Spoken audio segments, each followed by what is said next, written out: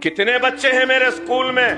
20,000 बच्चों में 600 यतीम, 700 ऐसे बच्चे जिनके वालिद ने वालदा को छोड़ दिया, तो 700 बच्चे ऐसे कि उनके माँ या बाप को सीरियस इलनेस है या कैंसर के शिकार हैं या किडनीज खराब है। रमजान के महीने में एक नई चीज मेरे सामने आई, उस पर भी काम कर रहा। मैंने अपने स्कूल के सारे यतीम बच्चों को बुलाया, उन सबको ईद के नए कपड़े दिए, लिफाफे में ईदी दी और उस यतीम के सर पर हाथ रखा और सबको रवाना किया खुशियों के साथ। और फिर एक 50-100 बच्चे खड़े थे, तो मुझे गुस्सा आया कि मैं यतीमों को बुलाया था, ये दूसरे कौन हैं? और गुस्से में गया और चीख कर कहा, यतीमों को बुलाया था, अगर इसमें कोई यतीम है जिसका बाप मर गया है तो हाथ उठाए। तो सिर्फ 2 उठाए 50 में से। मैंने कहा चलो 2 इधर आ जाओ।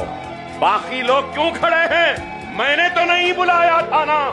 तो उसमें से 2 लड़कियां मेरे गुस्से को देखकर रोने लगी। मैंने पूछा क्यों रो रहे हो? तो 2 लड़कियां रोते रोते कहने लगी, अकबर भाई हमारा बाप जिंदा है लेकिन 12 साल हो गए हमारे बाप ने हमारा पुरसाने हाल नहीं जाना। 12 साल हुए हमने उनको नहीं देखा, उसने हमको नहीं देखा। हमारे पास ईद के लिए कपड़े नहीं है, कोई नहीं है। हमारी माँ घरों में बर्तन मांजती है। हम यतीम नहीं है लेकिन यतीमों जैसी जिंदगी गुजार रहे हैं। मैं आगे बढ़कर उन रोती हुई बच्चियों को अपने गले लगा लिया और कहने लगा, बेटी मुझे माफ कर दो, मेरे गुस्से को माफ कर दो, तुम फिक्र न करो, तुम्हारा बाप अकबरुद्दीन ओवैसी की शक्ल में जिंदा है।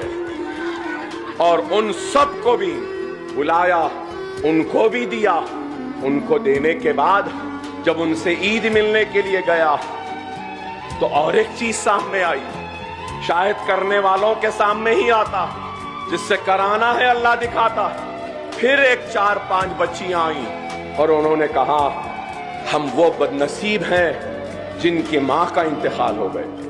मैंने हैरत से देखा तो उन लड़कियों ने कहा, अकबर भाई हमारी माँ नहीं है और हमारे माँ के इंतकाल के 15 रोज में ही हमारी वालिद ने दूसरी शादी कर ली।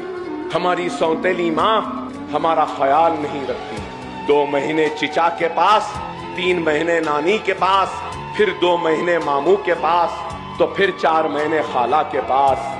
यूं ही जिंदगी गुजर जाती है। आपकी मेहरबानी कि हमको फ्री तालीम मिल रही है, लेकिन अकबर भाई हम घर के नौकरों से बदतर जिंदगी गुजार रहे हैं। सारा घर का काम करवाते हैं, पोछा मारने लगाते हैं, झाड़ू मारने लगाते हैं। हर लम्हे पर हमको हमारी माँ याद आती है। तो मैंने उसी वक्त उन बच्चियों के सर पर हाथ रखकर यह फैसला किया कि ऐसे बच्चियां और ऐसे बच्चे जितने हैं जिनकी माँ का इंतकाल हुआ है और उनका बाप शादी कर लिया, ये बच्चे घरों में काम कर रहे हैं, इनके रहने का खाने का इंतजाम मैं करूंगा और एक इमारत बना रहा हूं जहां ऐसे बच्चों की परवरिश हो।